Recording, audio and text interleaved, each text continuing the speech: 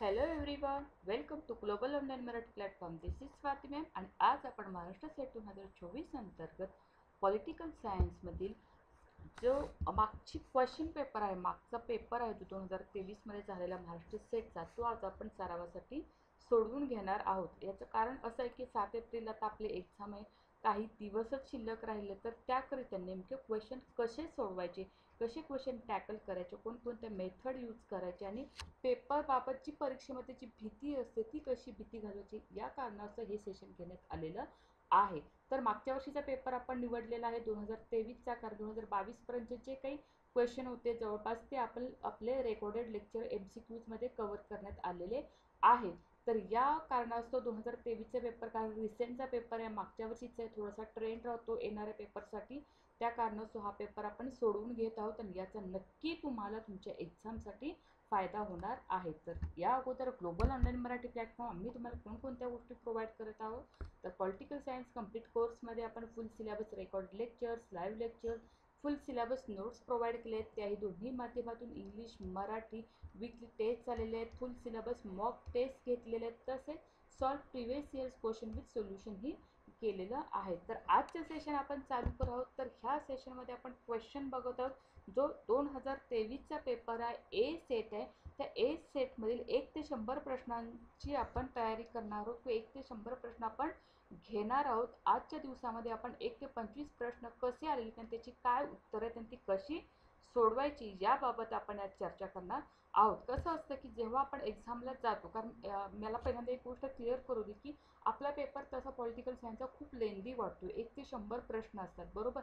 1 ते 100 म्हणजे 50 प्रश्न, 40 प्रश्न असले की तिथंपर्यंत आपला टेम्पो स्थिर राहतो किंवा तिथंपर्यंत एक इंटरेस्ट राहतो. पण 50-60च्या जसं पुढे जाऊ तसं पेपर सोडवायचा अक्षरशः कंटाळा येतो, कारण पेपर हा लेंदी आहे. आपल्याला जरी ऑब्जेक्टिव्ह असलं तर वन लाईनर क्वेश्चन आहेत का, नाही आहेत. वन लाईनर क्वेश्चन नाहीत, तर तुम्हाला सेंटेन्स फॉर्ममध्ये आन्सर्स आहेत, बरोबर. मग सेंटेन्स फॉर्ममध्ये मोठमोठे आन्सर्स असल्यामुळे त्याची तुम्हाला म्हणजे ते वाचावं लागतं, त्याची उत्तरं निवडावी लागतात किंवा त्याच्याविषयी विचार करायला लागतो. म्हणजे एकंदरीत थोडासा आपला मेंदू काय होतो, थोडासा थकू शकतो किंवा थकलेला राहतो. या कारणास्तव तो उत्साह टिकून राहण्याकरिता उलट आपल्याला असं वाटलं पाहिजे की हा क्वेश्चन असा, हा क्वेश्चन टॅकल करते तर पुढचा क्वेश्चन कसा असेल.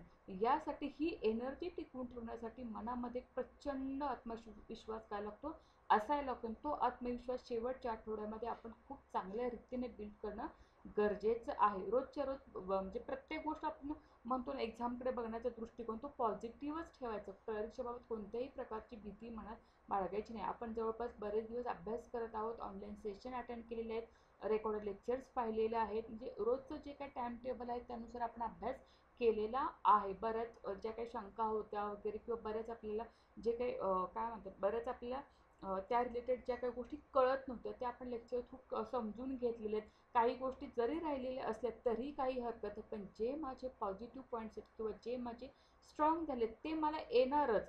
जे वीक आहेत जरी ते आले नाहीत तरी काही हरकत नाही. मी मागेही सांगितलं होतं, जरी आपला पेपर 100 मार्क्स म्हणजे 100 क्वेश्चन असले, 200 मार्क्स जरी असल्या, जरी आपल्याला यामध्ये 50+ मार्क्स पडणं गरजेचं आहे, म्हणजे पास होण्यासाठी. जास्त सेफर साईड मी तुम्हाला 70+ वगैरे करा असं म्हणत होते, पण 50+ क्वेश्चन, कारण ह्या ठिकाणी आपलं कुठेही निगेटिव्ह मार्किंग नाही आहे. त्याच्यामुळे आपला म्हणजे 50+ म्हणजे 50 असं 50% मार्क आरामात आपण घेऊ शकतो. खरी रेस असते की आपण 60च्या पुढं कसं जाणार, बरोबर. त्यासाठी प्रत्येक क्वेश्चन जो आहे तो मायन्यूटली व्यवस्थित लक्ष देऊन सोडवणं गरजेचं आहे. कोणत्याही प्रकारची घाई करायची नाही किंवा कुठल्याही प्रकारे आपल्याला येणाऱ्या क्वेश्चनमध्ये आपला टेम्पो हलवून द्यायचा नाही किंवा आपल्याला तो आत्मविश्वास आहे तो आपल्याला हलवून द्यायचा नाही. त्या अनुषंगाने आपण असे पेपर सोडू. आणि कसं होतं, कितीही अभ्यास केला असला, वर्षभर आपण अभ्यास करत असू, एक्झामच्या पिरियडमध्ये आपण अभ्यास करू, सलग 8-8 तास लोक अभ्यास करणार. जरी इतकंही असलं तरी आपण अभ्यास केला आहे, कारण मी 10 वेळा किंवा वारंवार सांगते की सिलेबस आणि मागील काही क्वेश्चन पेपर त्याच्या पलीकडे कधीच कोणती एक्झाम जात नसते, बरोबर. मग त्या अनुषंगाने आपण सिलेबस तर कंप्लीट बघतो, रोज सिलेबस बघायला सांगितला, तोंडपाठ असला पाहिजे, क्वेश्चन कसे विचारतात, म्हणजे एकंदरीत आपल्याला सेट एक्झामचे त्यांची मानसिकता समजून घेणं गरजेचं आहे. आणि ह्या आठवड्यामध्ये किंवा जे काही आपले 4 सेशन आजपासून जे होणार त्या अनुषंगाने आपण हे समजून घेणार आहोत. मग ही एकदा मानसिकता समजून घेतली म्हणजे भले कसाही क्वेश्चन, म्हणजे एक एक असंही होऊ शकतं की एक्झामच्या वेळी नाही मी हे यातलं काही वाचलेलंच नाही, मी जे वाचले ते हे आलेलंच नाही, असंही होऊ शकतं. त्यावेळी कोणत्याही प्रकारे गोंधळून न जाता हा म्हणजे हे जरी माझ्या वाचण्यात आलं नसलं तरी सुद्धा या रिलेटेड मी काहीतरी अभ्यास केलेला आहे, या अनुषंगाने आपल्याला पेपर सोडवता आला पाहिजे. आणि नेटचा पेपर जो असतो आपला नेट नॅशनल एलिजिबिलिटी टेस्टचा, तोही असाच असतो, सेटसारखाच असतो, पण तोही तितकाच अवघड. म्हणजे प्रत्येक गोष्ट असं की हे कुठलं आलं, हे कुठून आपण केलं, हे आहे का सिलेबसमध्ये, हे आपल्याला कुठंतरी जाणवं लागतं. म्हणजे अशा प्रकारे आपण त्या ठिकाणी द्विधा मनस्थित न राहता येणारा जो प्रश्न आहे त्याच्याकडे आपण पॉझिटिव्हली बघायचा आणि तो त्या पद्धतीने टॅकल करत जायचा, जेणेकरून तो प्रश्न आपला बरोबरच येण्याचे चान्सेस खूप राहतात. ठीक आहे, तर आजच्या सेशनमधला आपला पहिला प्रश्न आहे की खालीलपैकी कोणते विधान बरोबर नाही. मी मागेही सांगितलेलं की ऑलमोस्ट काय करते एक्झाम, बरोबर का आहे याच्यापेक्षा बरोबर का नाही किंवा कोणते विधान चुकीचं आहे असंही सरळ सरळ विचारलेलं आहे का, कोणते विधान चुकीचे आहे किंवा खालीपैकी विधानापैकी चूक विधान कोणते असं विचारले का, नाही तर खाली कोणते विधान बरोबर नाही असं विचारले म्हणजे कोणते विधान चुकीचे आहे. ज्या ठिकाणी आपण डायरेक्ट चुकीचे विधान कोणते म्हणजे आपल्याला चुकीचं शोधायचं, हे लिटरली आपण पेननी लिहून घ्यायचं खाली, म्हणजे आपल्याला लक्षात राहतं मला हे चुकीचं काढायचंय, येते लक्षात. म्हणजे त्या ठिकाणी बरोबर नाही, म्हणजे कधी कधी असं खूप गडबडीत वाचून जातो, मग बरोबर कोणते असं विचारले काहीतरी, मग पटकन बघतो काय तर ब्रिक्स गटाकडे भारत कशाचे व्यासपीठ म्हणून पाहतो. मग काय व्यासपीठ म्हणून पाहतो तर ठीक आहे, तर गटांतर्गत आर्थिक विकासाला चालना देणारे व्यासपीठ आहे, बरोबर आहे, किंवा सभासद देशामध्ये दूरगामी स्वरूपाचे निकटचे संबंध जोपासण्यासाठीच व्यासपीठ आहे. मग आपण पटकन घाईत काय करतो की नाही, आमचा हा एक काहीतरी गट आहे, ब्रिक्स गट आहे, त्यामध्ये महत्वाचं काय तर आर्थिक विकास होणं गरजेचं आहे, त्या अनुषंगाने ब्रिक्स गटाकडे पाहिले जाते, म्हणून आपण काय करतो हे आन्सर क्लिक करून होतो. त्यावेळी आपली त्या ठिकाणी फसगत होते आणि आपलं आन्सर काय होतं चुकीचं ठरतं. मग अशा वेळी काय करायचं, जो क्वेश्चन वारंवार सांगते की जो काही क्वेश्चन दिलेला आहे प्रश्न नीट वाचायचा, काहीही असू दे, म्हणजे गडबड पर्याय वाचण्यात गडबड करायची नाही. प्रश्न काय सांगितलं तो अत्यंत काळजीपूर्वक वाचाय की आम्हाला नेमकं काय विचारेल, मला काय अपेक्षित आहे, म्हणजे त्यांना काय अपेक्षित आहे की मी ते उत्तर देणं गरजेचं आहे, बरोबर. मग खालीलपैकी ह्या ठिकाणी आम्हाला काय विचारले की कोणते विधान बरोबर नाही हे विचारलेलं आहे. येथे लक्ष आहे which of the following statement is not true, कोणते विधान बरोबर नाही याचा अर्थ काय कोणते विधान चुकीचे. ते पहिली ट्रिक अशी आहे की जे नाही असं विचारले बरोबर नाही त्याला राऊंड करून घ्यायचं आणि त्या ठिकाणी सरळ लिहायचं, त्याला जो काय अर्थ निघतो तो सरळ तिथं लिहायचा, बरोबर नाही याचा अर्थ निघतो चुकीचं आहे. तर मग कोणतं विधान चुकीचं आहे ते आता आम्ही शोधायला हवं. आलं लक्षात, म्हणजे गडबड करायची नाही प्रश्न वाचताना. मग काय पर्याय तर गटांतर्गत आर्थिक विकासाला चालना देणारे व्यासपीठ आहे का, आहे, गटांतर्गत आम्ही आर्थिक विकासाला चालना देतो, ब्रिक्स गटाकडे भारत अशाच पद्धतीने पाहतो. नंतर सभासद देशामध्ये दूरगामी स्वरूपाचे निकटचे संबंध जोपासण्यासाठी पॉझिटिव्ह आहे, निकटचे संबंध पाहिजे, त्याशिवाय आमचा आर्थिक विकास कसा होणार, सामाजिक विकास कसा होणार, त्या अनुषंगाने हेही बरोबर आहे. अन्न आणि ऊर्जा सुरक्षेच्या मुद्द्याचा विचार करण्याचे बरोबर, अन्नविषयक ऊर्जेविषयक त्या ठिकाणी विचार केला जातो. हे तिन्ही सेंटेन्स आपलं कुठेतरी पॉझिटिव्ह वाटतात, म्हणजे त्या अनुषंगाने व्यासपीठ आहे का, आहे. बघ पुढचं काय, अमेरिकेचा वाढता प्रभाव रोखण्याची काय गरज आहे, अमेरिकेचा वाढता प्रभाव, अमेरिकेचा वाढता प्रभाव तर तुम्हीही वाढा, तुमचीही ग्रोथ होऊ दे, ब्रिक्स गटांतर्गत तुम्हीही करा. मग भारत त्या अनुषंगाने म्हणजे अमेरिकेचं भारतात काय वाकडा आहे का, अमेरिकेने भारताचं काय युद्ध आहे का किंवा काही शीतयुद्ध आहे का, काहीच नाही. भारताचं आणि अमेरिकेचा वाढता प्रभाव रोखण्याचं कारणच काय भारताला, काहीच नाही. मग हा ऍक्च्युली निगेटिव्ह पॉईंट आहे, येते लक्षात. मग अशा वेळी आपण जरी आन्सर आपल्याला बघा ह्यामध्ये जरी आपण सिलेबस पाहिला किंवा आपण एवढे सेशन्स पाहिले, direct to the point answer कुठं आहे का, नाही मॅडम हे शिकवलं म्हणजे हे शिकवलेलंच नाहीये किंवा हे असं नसतंच किंवा हे कुठे घेतलं, अशी आपली अदर एक्झाम सारखी एक्झाम आहे का, नाही, कॉम्पिटेटिव्ह लाईक एक्झाम आहे आपल्याला क्लास 1 ऑफिसर आपण त्या अनुषंगाने त्या रिलेटेड आपल्याही प्रश्नही तसेच विचारतात. आता ह्या ठिकाणी जर विचार केला तर ह्या प्रश्नाचा आन्सर काय होऊ शकतो, साहजिकच आपण अमेरिकेचा वाढता प्रभाव रोखण्याचे व्यासपीठ आहे का, नाहीये. वरचे जरी आपल्याला पटत नसेल की अन्न आणि ऊर्जा सुरक्षेच्या मुद्द्याचा आपण कधी विचार केला, मला तर माहिती नाही. ब्रिक्स गटाकडे तसं बघू शकतो का नाही, पण त्याच्यापेक्षा जास्त पॉझिटिव्ह, त्याच्यापेक्षा जास्त काय म्हणतात ते जास्त फोकस किंवा जास्त उत्तराकडे जाणार कुठला दिसून येतो तर अमेरिकेचा वाढता प्रभाव रोखण्याचं व्यासपीठ म्हणून आपण बघतो का, तर नाही. मग अंदाजे काय होतं की अंदाजे म्हणण्यापेक्षा आपल्याला फायनली असं वाटलं पाहिजे की याचं आन्सर हे डीच असलं पाहिजे. ठीक आहे, तर याचं आन्सर पाहूया. एक्झॅक्टली याचं आन्सर काय आहे, डी, की खालीलपैकी कोणते विधान बरोबर आहे तर ब्रिक्स गटाकडे भारत कशाचे व्यासपीठ म्हणून पाहतो तर बाकीचे जे 3 आहेत ते त्याबाबत पाहतो, पण अमेरिकेचा वाढता प्रभाव रोखण्याचे व्यासपीठ म्हणून हे पाहतो हे चुकीचं आहे. येते लक्षात. म्हणजे प्रश्न विचारण्याचा कल, त्यांचे सेंटेन्स फॉर्म किंवा त्याचे शब्दरचना ही समजून घेणं गरजेचं आहे. म्हणजे अशा पद्धतीने पहिल्या प्रश्नाचं उत्तर आहे डी. दुसरा क्वेश्चन आहे की खालीलपैकी कोणता घटक भारताच्या ॲक्ट ईस्ट धोरणाचा घटक नाही. हे आपण पाहिलेलं होतं. ॲक्ट ईस्ट पॉलिसी आपण पाहिलेली होती ना. ॲक्ट ईस्ट पॉलिसी म्हणजे काय, पूर्वेकडची पाहणी किंवा पूर्वेकडे पहा, पूर्वेकडचं धोरण होतं, पूर्वेकडे कृती करण्याचं धोरण होतं. याबाबत कोणता घटक भारताचा, तर या ठिकाणी सुद्धा घटक नाही हे विचारलेलं आहे. येते लक्षात. घटक नाही म्हणजे बाकीचे जे आहेत ते घटक असणार. मग खालीपैकी कोणता घटक भारताच्या ॲक्ट ईस्ट पॉलिसीमध्ये नाहीये. तर सांस्कृतिक संबंध आहे का, नक्की आहे. कारण आपण पूर्वेकडे पाहतोय तर सांस्कृतिकदृष्ट्या आपण पाहतोय. आण्विक सहकार्य आहे का, आण्विकला जास्त महत्त्व दिले का ह्या ठिकाणी, ठीक आहे. ह्या ठिकाणी आम्ही थोडेसे संदिग्ध आहोत.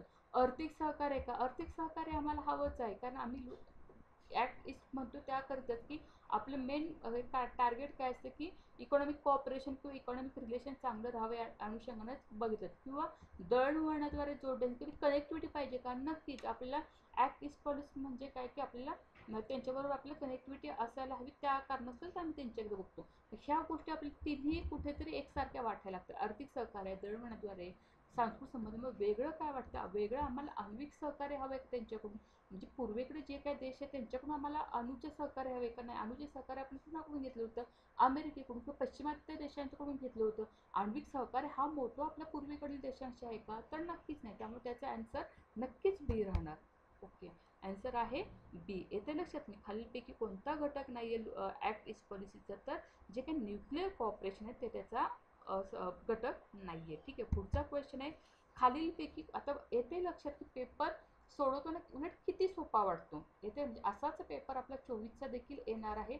अशा अनुषंगाने तुम्ही पेपर सोबत, क्वेश्चन सोबत बोलायला लागा की ह्या गोष्टी अशा, म्हणजे त्याचं कुठंतरी काय म्हणते ताळतंत्र किंवा त्याचा ताळमेळ हा आत्ताच्या रिलेशनमध्ये किंवा आत्ता ज्या चाललेल्या घडामोडीवरती तुम्ही म्हणजे व्यवहारात किंवा प्रॅक्टिकल म्हणेल मी बराच प्रॅक्टिकल जेव्हा तुम्ही त्या गोष्टींना किंवा कॉमन सेन्सचा जेव्हा तुम्ही त्या गोष्टीने विचार करायला लागेल तेव्हा त्या प्रश्नाच्या उत्तराच्या तुम्ही फार जवळ जात असता. ठीक आहे. आता खालीपैकी कोणती जोडी, आता ह्या ठिकाणी सुद्धा परत आलेले बघा, खालीपैकी कोणती जोडी बरोबर जोडली नाही, म्हणजे परत काय आहे, चुकीची. म्हणजे आपल्याला काय बरोबर आहे ते विचारण्याच्या ऐवजी परीक्षेला विचारण्याची मानसिकता, सेट एक्झामिनेची मानसिकता काय दिली की आम्हाला बरोबर नको आहे, ह्या बरोबर मध्ये काय चुकीचं ते अगोदर सांगा. ह्या गोष्टी जास्त विचारण्यात आलेल्या आहे. असाच प्रश्न असंच विचारलं जातं. चीनची जोडी ह्याच्याशी बरोबर आहे का, ट्रान्स काराकोरम मार्ग. हो, ट्रान्स काराकोरम मार्ग वगैरे जो आहे तो आपल्याला चीनशी जवळ असलेला दिसून येतो. बांगलादेशी जवळ तिस्ता नदी बांगलादेशच्या तिथून जाते, त्यामुळेही बरोबर आहे. म्यानमार खास आर्थिक सीमा क्षेत्राची सीमा आहे का, ह्याच्याविषयी कन्फ्युजन. पाकिस्तान रिलेटेड सर खाडे आहे का, तर नक्की त्या रिलेटेड सर. आता खास आर्थिक क्षेत्राची सीमा जी आहे ती म्यानमार बरोबर आहे का, आपण economic zone, exclusive economic zone boundary जी म्यानमार सोबत आहे का आपली, नाहीये. कारण लक्ष एक्सक्लुझिव्ह इकॉनॉमिक झोन बाउंड्री आपण किंवा चर्चेत पण नाही किंवा म्यानमार सोबत असं आपण काहीही केलेलं नाही. हे थोडंसं असं त्या क्वेश्चनशी बोलत असेल तुमच्या ह्या गोष्टी लक्षात आल्या पाहिजे. सर खाडी माहिती आहे पाकिस्तान बरोबर आहे, त्यामुळे तेही आन्सर असेल. ट्रान्स काराकोरम मार्ग चायनाशीच रिलेटेड आहे. तिस्ता जरी म्हणजे एक्झॅक्टली माहिती नसेल तर तिस्ता नदी हा मला माहिती आहे की बांगलादेशमध्येच आहे. त्यामुळे शेजारी देशांनी न सुटलेला विवाद जो कुठले आहे, पेंडिंग डिस्प्यूट कुठले ते लक्षात येतात. पेंडिंग काय आपल्या म्यानमार बरोबर खास आर्थिक सीमाची जे चालेल त्याच्याबाबत पेंडिंग काय आहे का, तर ते असू शकतं. असं आन्सरपर्यंत पोहोचा. उत्तर काय बघूया आपण. एक्झॅक्टली उत्तर सीच आहे. म्यानमार सोबत जी काही खास आर्थिक क्षेत्राची सीमा जी आहे शेजारी देशातील न सुटलेले विवाद आहेत तो हा असलेला दिसून येतो. पुढचा प्रश्न काय, ते खालीलपैकी कोणती जोडी बरोबर जुळलेली नाही. परत तसंच आलेलं आहे, जोडली नाही म्हणजे आम्ही काय लिहिणार, चुकीची आहे. बरोबर. आता परत काय विचारले, भारताचा शेजारी देश विचारेल, परत आणि तो न सुटलेला सीमा विवाद विचारेल किंवा बॉर्डर डिस्प्यूट आहे. चायनाशी अक्साई आहे का, आहे. पाकिस्तानशी ट्रान्स काराकोरम आहे का, बर. आता ट्रान्स काराकोरम हा चायनाशी पण आहे आणि पाकिस्तानशी असलेला दिसून येतो. नेपाळशी कालापाणी सीमा आहे. भूतान अरुणाचल प्रदेश सीमा आहे का, तर भूतान जो देश आहे तर जर बघितलं आपला भारत देश असं वगैरे तर भूतान इथे येतो. मग हा भूतान वगैरे असं परत इकडे नेपाळ येतो, की तो भूतान होतो. आता इकडे अरुणाचल प्रदेश येतो आपला असा. अरुणाचल प्रदेश आणि ह्याची जी सीमा आहे भूतान, हा हा रिलेशनच नाही, हे रिलेशन येत नाही. त्यामुळे ह्या ठिकाणी न सुटलेला सीमावाद असू शकतो का? नाहीये. मग भूतान आणि अरुणाचल प्रदेश सीमा जो आहे ते याचा आन्सर असलं पाहिजे. Answer D. हे कुठंतरी असे ट्रिक लावण्याचा प्रयत्न करा जेणेकरून ते आपल्याला त्याचा आन्सर काढता येईल. पुढचा प्रश्न काय? आता हा डायरेक्ट फॅक्ट आहे की सर्वंकष आर्थिक सहकार्याचा करार काय आहे? कॉम्प्रेसिव्ह इकॉनॉमिक कॉपरेशन ॲग्रीमेंट काय आहे? कुणासोबत भारताने देशाबरोबर केलेलं आहे? आता हे फारच कॉपरेशन आहे, आर्थिक आहे, सर्वंकष आहे, कॉम्प्रेन्सिव्ह आहे. व्हिएतनाम असेल, म्यानमार असेल, म्हणजे आता ह्यामध्ये सगळ्यात म्हणजे आन्सर माहिती असू नाही माहिती, सगळ्यात डेव्हलप कंट्री किंवा सगळ्यात विकसित असेल या कम्पेअर सगळ्यात विकसित असलेलं आपल्याला काय दिसतं? सिंगापूर दिसतं. मला तर त्यातल्या त्यात म्यानमारपेक्षा, मलेशियापेक्षा, व्हिएतनामपेक्षा सिंगापूर जेणेकरून सर्वंकष आर्थिक सहकार्याचा करार केलेला दिसतो सिंगापूर. मी याला आन्सर केलं. आन्सर बघूया आपण काय आहे. आन्सर ए आहे. येत्या लक्षात म्हणजे असा पेपर सोडवत जा, भले कितीही मनाला पटत नसलं तरी सुद्धा आपली उत्तरं बरोबर येतात किंवा हीच टॅक्ट आहे. म्हणजे मी जरी पेपर जेव्हा मी एक्झाम दिलेली होती तेव्हाही मी हीच पद्धत लागू केलेली होती. त्यानुसार जर पेपर सोबत बोलले की आपल्या प्रश्नाचे जे काही योग्य उत्तर आहे त्याच्याजवळ जाता येतं. ठीक आहे. आता पुढे आता हे पण बघा. तर विधान आणि कारण ह्याच्यावरती खूप चांगले म्हणजे खूप विचारले जातात प्रश्न. विधान कारणे की हे नेमकं विधान, या विधानाचं हे कारण आहे की नाही असा आपला प्रश्न असतो. तर काय विधान दिले, स्टेटमेंट काय दिलेले किंवा ॲसर्शन म्हटलं जातं की शीतयुद्धानंतर बदलल्या जागतिक परिस्थितीमुळे भारताला अमेरिकेशी संबंध सुधारणे गरजेचे झालेले आहे. बरं, मग भारताच्या परराष्ट्र धोरणावर पाकिस्तान या घटकाचा प्रभाव आत्ता उरलेला नाही असं काय आहे का? की भारताच्या परराष्ट्र धोरणावर पाकिस्तान या घटकाचा प्रभाव उरलेला नाही असं नाही. आत्ता म्हणजे सुरुवातीला उरलेलं होतं ना, आत्ता उरलेलं नाही असं आहे का? शेजारील राष्ट्र आहे म्हटल्यानंतर त्या पाकिस्तान घटकाचा प्रभाव उरणारच. त्यामुळे हे आन्सर काय होणार आहे? चुकीच होणार. तर आता या ठिकाणी आता ए आणि आर दोन्ही बरोबर आहेत का? नाहीये. त्यामुळे ए आणि आर दोन्ही बरोबर आहेत का? नाही. ए बरोबर आहे पण आर हे चूक आहे. बर, आणि आर बरोबर, आर आम्ही बरोबर म्हणतच नाही. आन्सर आपण इथपर्यंत आलो. येते लक्षात?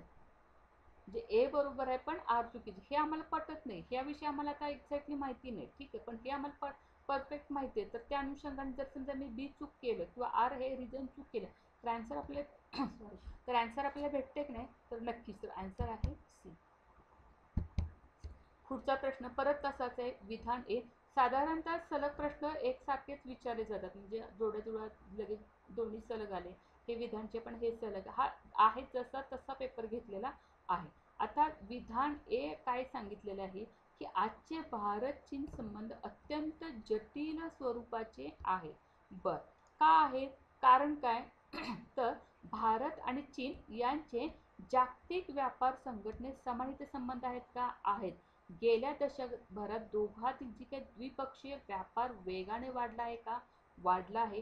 आणि दोघांमध्ये हजारो किलोमीटरच्या सीमेवरून न सुटलेली विवाद आहेत का? तेही आहेत. त्यामुळे हे तर आम्हाला बरोबर आहे, कारण हे आम्हाला बरोबर वाटते. मग विधान काय? तर आजचे भारत चीन संबंध अत्यंत जटिल स्वरूपाचे, इतकी कारण आहेत त्यामुळे ते आम्हाला जटिल वाटतं. त्यामुळे आपण काय? ए बरोबर पण आर चूक. आर आपण चूक दिले का? नाही. आर आणखी कुठे चूक देतेत का? आर बरोबर करेल. आर दोन्ही पण आर हे योग्य स्पष्टीकरण नाहीये म्हणतात. नाही, आम्हाला तर स्पष्टीकरण योग्य दिसतंय ते. आर बरोबर पण ए चूक. ए चूक काय नाही, जटिल आहे ते दिसतेत. मग आन्सर काय असेल? ए आणि आर दोन्ही बरोबर आहेत. बरोबर. आणि आर हे ए चे योग्य स्पष्टीकरण आहे. Exactly answer is D. बरोबर, कारण आम्हाला एवढे सगळे प्रॉब्लेम्स आहेत, एवढ्या सगळ्या गोष्टी दिसतात, त्यामुळे आम्ही आमचे संबंध चीनशी कसे आहेत? जटिल स्वरूपाचे हे दिसून येतात. पुढचा प्रश्न आहे काय? तर खालीलपैकी चुकीचे विधान होतं. अतिशय चांगला क्वेश्चन आहे, बघून घ्या. चुकीचे विधान या ठिकाणी बरोबर विचारले का? नाही. चुकीचे विधान विचारण्यात आलेले, त्याला राऊंड करून घ्यायचं अगोदर की आम्हाला नेमकं काय विचारले ना आम्ही काय करणं अपेक्षित आहे. बरोबर, नेहमी जो प्रश्न असतो तो नीट नीट वाचूनच घ्यायचा.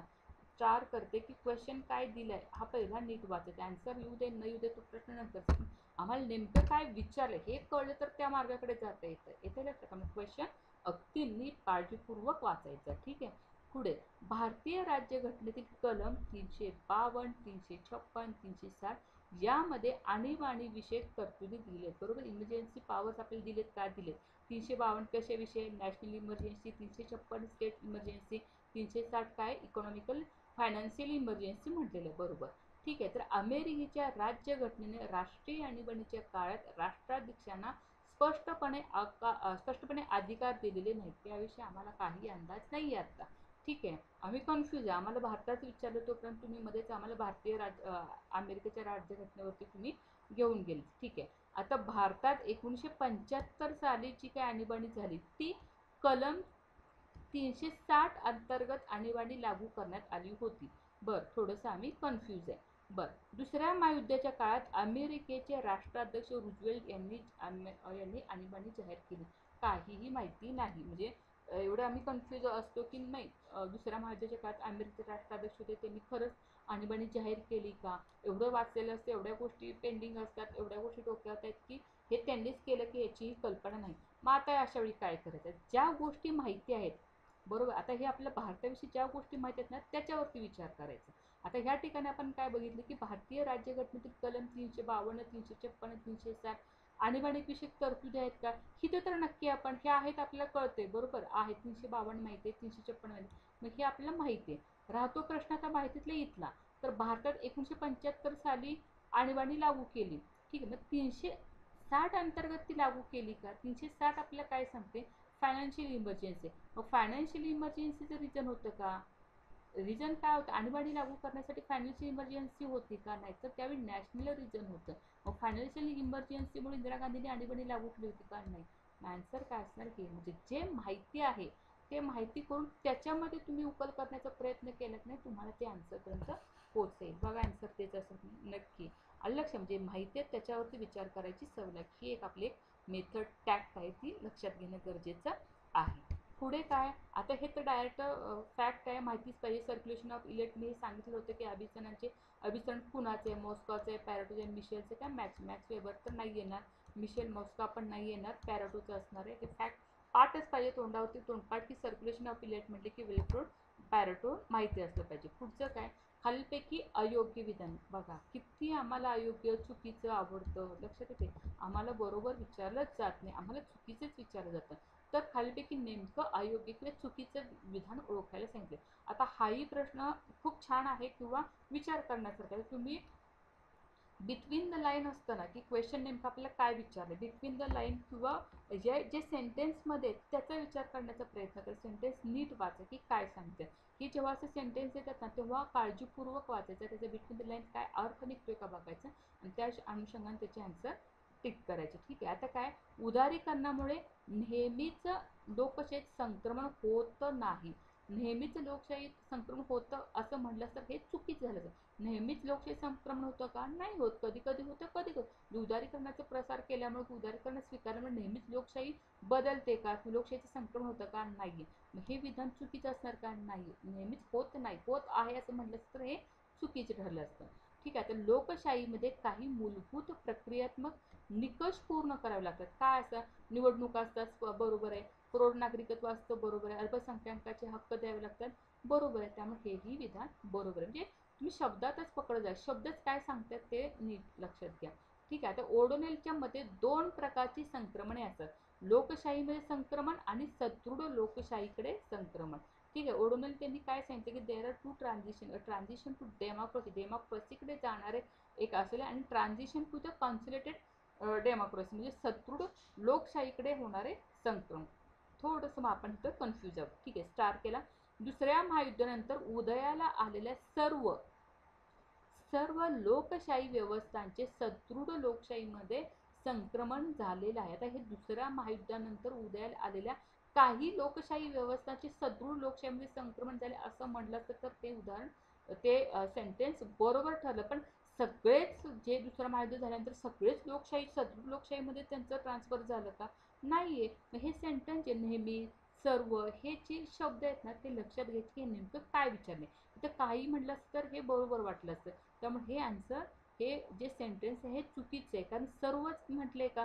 सगळेच सदृढ लोकशाहीकडे संक्रमण झाले का? नाही. जरी ह्याविषयी जरी आपल्याला काही माहिती नसतं तरी जे आहे ते समजून घेतलं, थोडंसं ट्रिक लक्षात घेतली तर आपल्याला ते आन्सर कळू शकतं. याचा आन्सर नक्की डी असणार आहे. बरोबर बघा, आन्सर नक्की डी आहे. ओळून जरी आपला माहिती असला नसला तरी सुद्धा सर्व लोकशाही म्हणजे प्रॅक्टिकल विचार करा म्हणजे ना त्या अनुषंगाने हे त्याचं आन्सर आहे. पुढचा काय आहे, संयुक्त राष्ट्रांनी 1950 मध्ये पहिल्यांदा सामूहिक सुरक्षेची तरतूद वापरली, ती कोणत्या देशाविरुद्ध वापरली होती? आता बरोबर 1950 मध्ये पहिल्यांदा सामूहिक सुरक्षा विषयी त्यांनी सिक्युरिटी, कलेक्टिव्ह सिक्युरिटी वापरत होते. हे आपल्याला माहिती असलं पाहिजे, कारण जेव्हा आपण संयुक्त राष्ट्र अभ्यास करतो तेव्हा त्यात बघितले होते की उत्तर कोरिया विरुद्ध ती वापरण्यात आलेली होती. ठीक आहे, डायरेक्ट क्वेश्चन आहे हा. पुढचा आता परत बघा, जोडाजुळवा आहे, त्याच्यामध्ये पण एक जरी माहिती असते ना की त्याचे आन्सर आपल्याला देता येतं. खूप मोठा फायदा असतो ह्या जोडाजुळवांचा, की आपल्याला समजा मुख्यालयाने आंतरराष्ट्रीय संघटना दिल्या जातात. मागच्या प्रिव्हियस इयर्स बाकीच्या क्वेश्चनमध्ये पण 19-20 पण तुम्हाला 19 नंतरचे पेपर त्यामध्ये तुम्हाला दिसून येईल. मुख्यालय विचारले, आंतरराष्ट्रीय संघटना आहेत, जागतिक टपाल संघटना असेल, पोस्टल युनियन, संयुक्त राष्ट्राची जागतिक पर्यटन संघटना असेल, टुरिझमची आहे, आंतरराष्ट्रीय कृषी विकास निधी आहे, हे आपण पाहिले होते. कृषी विकास म्हणजे फंड अँड ॲग्रिकल्चर डेव्हलपमेंट होतो, तो काहीतरी रोममध्ये आहे. ठीक आहे, आंतरराष्ट्रीय नागरी उड्डयन किंवा एव्हिएशन ऑर्गनायझेशन आहे. ठीक आहे, एव्हिएशन ऑर्गनायझेशन कुठे आहे? ते मॉन्ट्रियलला आहे बरं का, मॉन्ट्रियलला. हे म्हणजे किमान जर तुम्हाला एक जरी माहिती असेल तर त्याच्यावरून सुद्धा तुम्हाला ते आन्सर देता येतं. आता जर समजा मला हे माहिती आहे आंतरराष्ट्रीय कृषी विकास निधी कुठे आहे? रोममध्ये. रोम किती नंबरला? 2 नंबर आहे. किती आहे? 3. सीला 2 काय आहे? एकच आहे.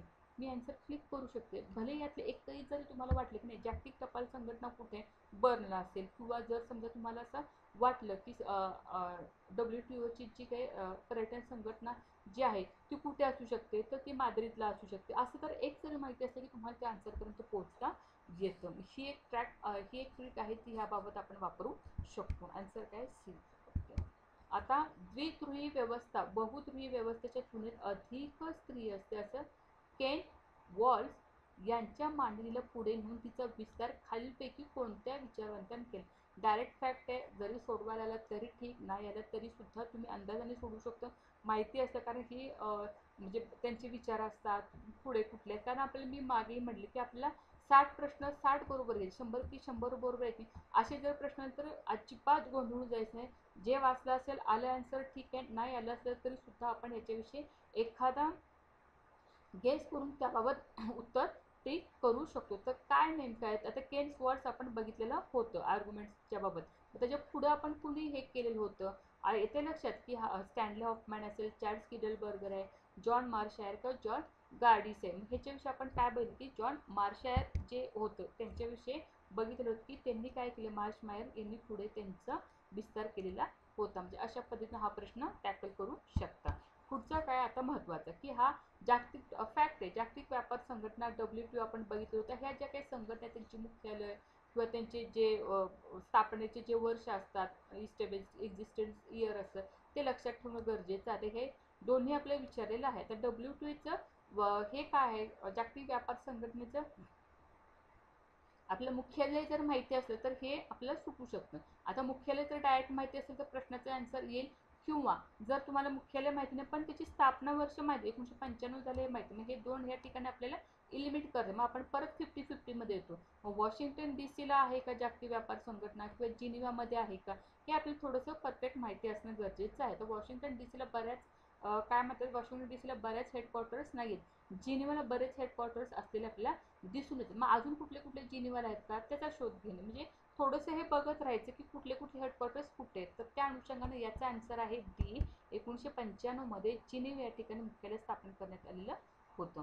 पुढचा प्रश्न काय, तर आण्विक पुरवठादारांचा जो काय देश आहे, न्यूक्लिअर सप्लायर्स ग्रुप म्हणून, तो कधी अस्तित्वात आला? बरोबर, आण्विक जेव्हा आपण बघतो त्यावेळी बघितलं होतं की 1974 तो आलेला होता. आण्विक पुरवठादार देशांचा गट जो आहे तो 1974 काय झालं होतं की अस्तित्वात आलेला होता.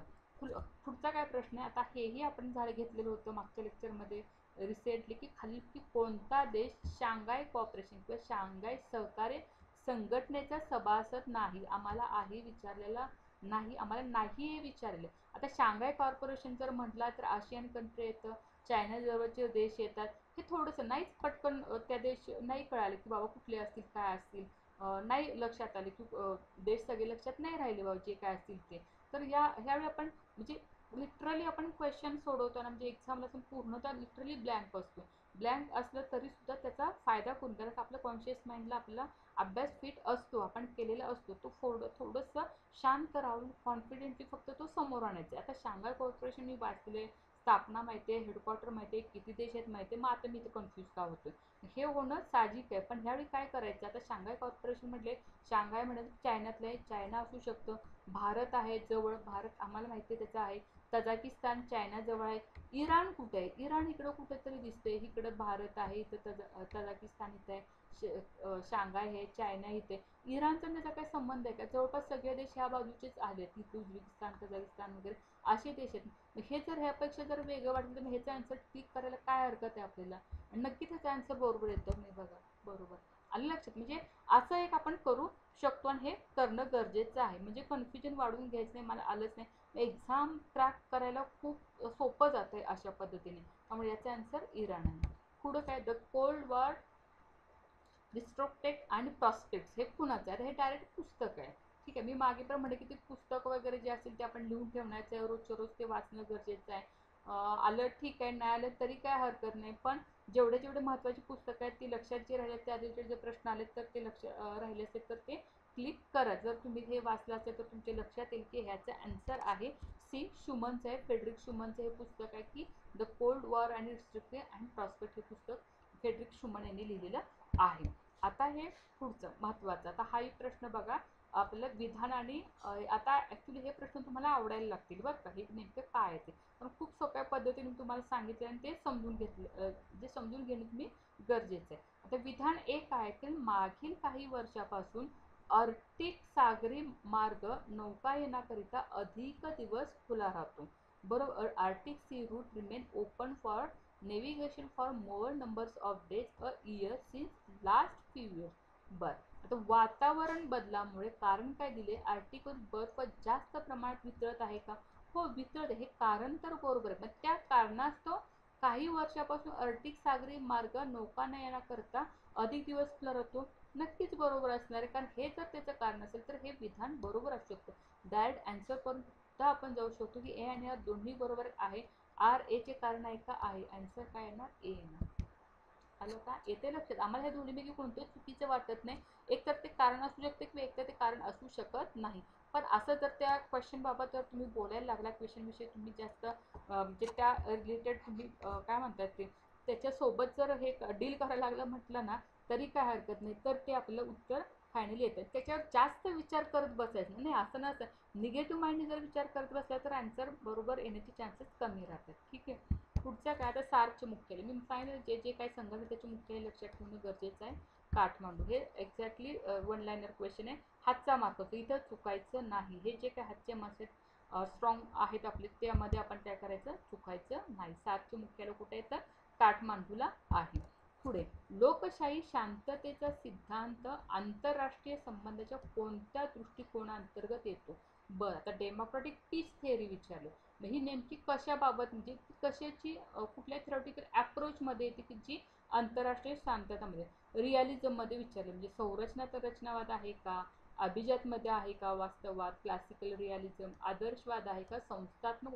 आता आम्हाला शांततेचा सिद्धांत सांगितले, शांतता, लोकशाहीचा शांततेचा सिद्धांत जो आहे तो फारच, म्हणजे लोकशाही दृष्टिकोनातून शांतता असणे किंवा एखाद्या देशामध्ये शांततामय वातावरण प्रसन्न होणे वगैरे त्या गोष्टी फारच आयडियल वाटतात.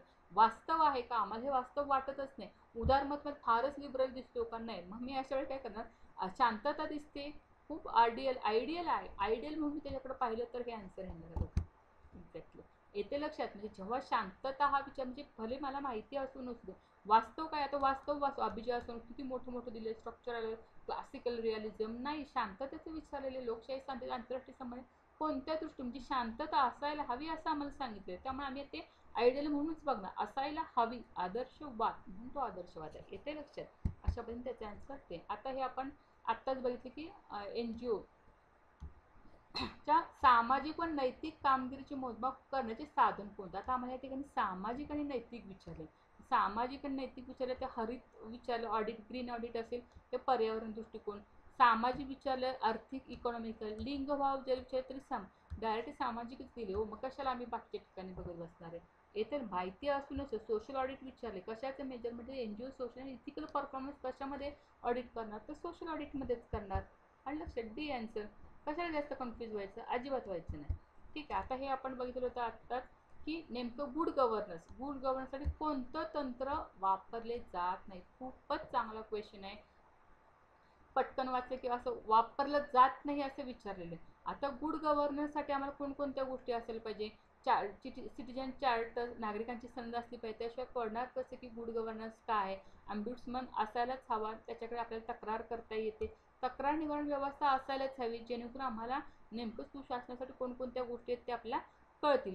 ह्या ज्या गोष्टी आहेत ना, ह्या आपल्या तक्रार निवारण संबंधित असतात. त्या तक्रार निवारण संबंधीमध्ये अँब्युट्समन असे चार्टर्ड आहे, आणि ह्याच्यामध्ये बघा आपण लोकायुक्त, लोकपाल हेही बघितलं होतं. हे युनिट वेगळं होतं आणि हे शेवटच्या युनिटमध्ये आलेलं होतं बघा. युनिट 10 मध्ये हा पॉईंट होता आपला. हे सिलेबस पण रिलेटेड लगेच कळलं. हे त्याच्या अगोदर आपल्याला 10 मधलंच आहे, पण त्याच्यामध्ये अगोदरचा पॉईंट आलेला होता. हे तिन्ही 10 मधलेच आहेत. जनसुनवाई ही काय होती. जनसुनवाई बघा आपल्या सोशल ऑडिट, म्हणजे जे मॉनिटरिंग आणि इव्हॅल्युएशन मध्ये शेवटचा पॉईंट होतं बघा, जे की निरीक्षण आणि मूल्यमापन करणारी व्यवस्था जी होती. जनसुनवाई आणि सोशल ऑडिट हा वेगळा पॉईंट आहे. म्हणजे सिलेबसचा इथं फायदा होतो का नाही लक्षात. म्हणजे सिलेबस हे तीन जे आहेत ते एका पॉईंट खालेत, आणि जनसुनवाई आणि सोशल ऑडिट जे होतं ते कशामध्ये होतं. ते मॉनिटरिंग म्हणजे निरीक्षण आणि इव्हॅल्युएशन मूल्यमापन अंतर्गत त्या तक्रारी होते, त्या अनुषंगाने त्या ठिकाणी होतं. म्हणून मी आता आन्सर काय करणार, जनसुनवाई करणार. येते लक्षात. म्हणजे सुशासनासाठी हे तंत्र वापरलं जात नाही. जनसुनवाई काय जे नंतर वापरलेलं तंत्र आहे. म्हणजे नाही म्हणून विचार, जनसुनवाई वापरलं जातं का, नाही. तर पण कधी वापरले जाते, जेव्हा तक्रारी आल्यानंतरच्या गोष्टी असतात. निवारण संस्था, अँब्युट्समन, नागरिकांची सनद, लोकपाल, लोकायुक्त हे सगळे तक्रार निवारण करण्याच्या व्यवस्था आहेत. ठीक आहे. पुढचा प्रश्न काय आहे, प्रश्न 23वा की सार्वजनिक धोरणाच्या देखरेख व मूल्यांकनाचे काय उद्दिष्ट आहे. ठीक आहे. आपण आता की मॉनिटरिंग अँड इव्हॅल्युएशन पब्लिक पॉलिसीचं आपल्याला काय उद्देश आपण बघितले होते, काय आहेत. तो धोरणाची कामगिरी अधिक किंवा कमी आहे की नाही हे तपासणे. आम्ही इव्हॅल्युएशन करतो बरोबर, किंवा असेस करायचं परफॉर्म कसा चाललाय, काय चांगली झाली नाही झाली हे आम्हाला बघायचं आहे. नक्की धोरण नियोजनानुसार कार्यरत आहे की नाही हे पण तपासणे बरोबर. लिटरली कॉमन सेन्स हा प्रश्न आहे. ठीक आहे. ध्येय साध्य झालेत की नाही हेही तपासायचं. का नाही तपासायचं, कारण सार्वजनिक धोरणाची देखरेख करत असताना आम्हाला कोणकोणत्या गोष्टी देखरेख व मूल्यांकन कोणकोणत्या गोष्टीचं आम्ही निरीक्षण करणार. धोरणाची कामगिरी अधिक किंवा कमी आहेत की नाही हे बघणार. किती कमी जास्त झालं ते बघू शकतो. कार्यरत आहेत की नाही ते बघू शकतो. ध्येय साध्य झाले की नाही तेही बघू शकतो. हे तपासण्याचं काम तर हे सगळं आपल्याला मॉनिटरिंग आणि इव्हॅल्युएशन पब्लिक पॉलिसी करत असते. त्यामुळे याचा आन्सर काय आहे, हे तिन्ही बरोबर आहे. मग तिन्ही बरोबर कुठे, ए आणि बी, म्हणजे ज्या ठिकाणी हे तिन्ही दिसतात ते आन्सर असणार आहे बरोबर. आन्सर काय ना, आन्सर इज दॅट बी. येते लक्षात की नेमका प्रश्न कसा सोडवायचा.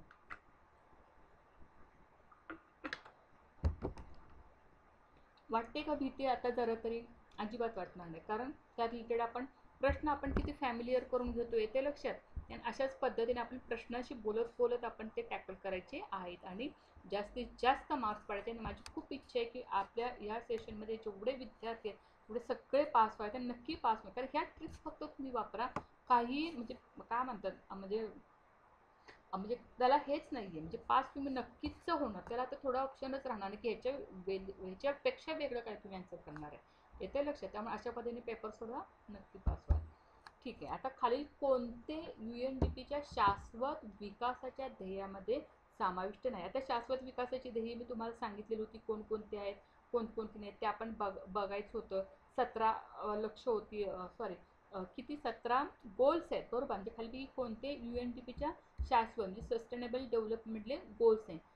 किती आपण सांगितले की टोटल किती होते, 17 गोल्स होते. टोटल ते किती मध्ये 169 टार्गेट्स मध्ये ते विभागले होते. म्हणजे 17 टार्गेट्स महत्वाचे नाही लक्षात ठेवून, पण 17 जे गोल्स आहेत ना ते आपल्याला प्रॉपर किमान माहिती तर पाहिजे की ते काय त्यांनी सांगितले. गुणवत्ता शिक्षण आहे का, आहे. शिक्षणाला प्राधान्य, दारिद्र्य होतं, जेंडर इनइक्वालिटी होती बघा. ट्रॅडिशनल एनर्जी सोर्स किंवा पारंपरिक ऊर्जेचं जतन करणं वगैरे असं होतं का काही, तर असं नव्हतं. त्यामुळे त्याचा आन्सर हे असणार आहे. ठीक आहे बरोबर. आणखी काय कळतं, नो पॉवर्टी होतं, झिरो हंगर काय ते भूकबळी कमी करणे, क्वालिटी एज्युकेशन, जेंडर इनइक्वालिटी बघितलं, क्लीन वॉटर संबंधित सॅनिटेशन होतं बघा, life on land, life below water, climate action, ह्या गोष्टी बघून घ्या म्हणजे कळेल की नेमकं काय आन्सर आहे. म्हणजे ह्यावरती आपल्याला नक्की क्वेश्चन विचारला जातो. सस्टेनेबल डेव्हलपमेंट असेल, सहस्त्रार्थी लक्ष असेल, ह्याच्यावरती आपल्याला विचारला जातो प्रश्न. ठीक आहे. पुढचा आता हा ही डायरेक्ट हा आहे डायरेक्ट फॅक्ट आहे. हे काय, गुड गव्हर्नन्स उदय कोणाच्या आरंभिक कार्यात शोधला जातो? बरोबर आहे. आता हे आपल्या ह्याच्या नोट्समध्ये आलेलं आहे. अलेक्सी टॉकवेल असेल, थॉमस पेन, रॉबर्ट पुटनॅम किंवा लॅरी डायमंड. तर ह्याचे आन्सर आहे ए, ॲलेक्स टॉकवेल. हे थोडंसं आलं तरी ठीक आहे, नाही आलं तरी घाबरायचं नाही, पण ह्याच्यावरती थोडासा अंदाजून आपण ज्या काही गोष्टी वाचले त्यानुसार अंदाजित या प्रश्नाचं आन्सर द्यायचा प्रयत्न करायचा. अशा पद्धतीने आता आपण 25 प्रश्न सोडवले. किती म्हणजे मला नक्की कमेंटमध्ये कळवायचं, मेसेज करायचं किंवा काही असेल, पण नक्की कळवायचं, जेणेकरून मला पुढच्या वेळी घेताना तुम्हाला आणखी व्यवस्थित चांगले टेक्निक्स देता येतील. आता किती भीती वाटली, प्रश्न सोडवताना किती इझी वाटली, असेच 25-25चे स्लॉट जर तुम्ही परीक्षेमध्ये सोडवायला लागला, म्हणजे मेंटॅलिटी अशी हे करून, म्हणजे थोडेसे 25 प्रश्न सोडले की थोडासा ब्रेक घ्यायचा, एक 30 सेकंद वगैरे पाणी प्यायचं, थोडंसं डोळ्यांची हालचाल करायची, दीर्घ श्वास घ्यायचा आणि पुढचे 25 प्रश्न. कारण आपला कॉन्फिडन्स वाढत जातो. का वाढत? कारण हे मी 25 प्रश्न जे आहेत ते मी खूपच आत्मविश्वासाने सोडवलेले आहेत. हा आत्मविश्वास जो आहे ना, तो परीक्षेच्या कालावधी एक्झॅक्ट हॉलमध्ये टिकून ठेवणं फार गरजेचं असतं. हाताला घाम येणे, डोक्याला घाम येणे किंवा दरदरून काय थंडी वाजणे वगैरे अशा काही गोष्टी अजिबात करायच्या नाही. बऱ्याच लोकांच्या बाबतीत ह्या गोष्टी होत असतात. असं काही आपल्याला करायचं नाही. आपण खूप चांगला अभ्यास केलेला आहात, करत आहात. ह्या आठवडाही आपण रिव्हिजन करत आहात. क्वेश्चन कसे सोडते हे आपल्याला भेटत आहे. आपण चांगले सेशन अटेंड केलेले आहेत. त्यामुळं भिण्याचं काहीच करणं, फक्त स्वतःवरती प्रचंड विश्वास ठेवा, जेणेकरून जितका प्रचंड विश्वास ठेवा तितका प्रमाणात तुम्हाला त्या यशापर्यंत पोहोचता येणार आहे. कारण तुम्ही बराच अभ्यास केलेला आहे आणि नक्कीच आपण PG कंप्लीट करतो म्हणजे तेवढी आपल्याकडे मॅच्युरिटी देखील आहे आणि त्या अनुषंगाने आपल्याला ही एक्झाम जी आहे ती नक्कीच फलदायी ठरणार आहे. नक्कीच तुम्ही यामध्ये यशस्वी होणार आहेत. आजचं सेशन कसं वाटलं यावर मला नक्की कमेंट करा, म्हणजे मला उद्याच्या सेशनमध्ये आणखी काही गोष्टी सांगायच्या किंवा काही तुमच्या तक्रारी असतील त्याही मला नक्की कळवा, जेणेकरून उद्याच्या सेशनमध्ये आपण पुढचे 25 क्वेश्चन घेणार आहोत. ठीक आहे, तर तत्पूर्वी आजचं सेशन आपण या ठिकाणी समाप्त करत आहोत. धन्यवाद.